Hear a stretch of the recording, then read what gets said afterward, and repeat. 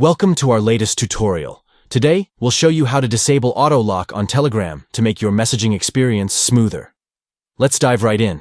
First, grab your Android smartphone and launch the Telegram app. Next, look for the three-line menu button located in the top left corner of the screen.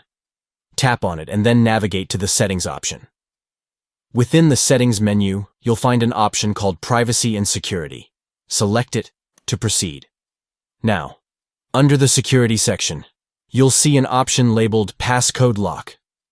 Tap on it to access further settings.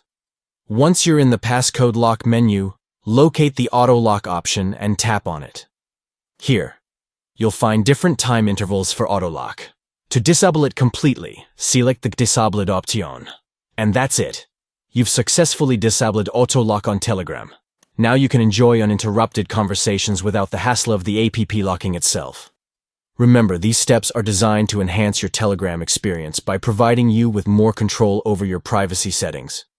We hope this tutorial has been helpful to you. Thanks for watching. And stay tuned for more tech tips and tricks.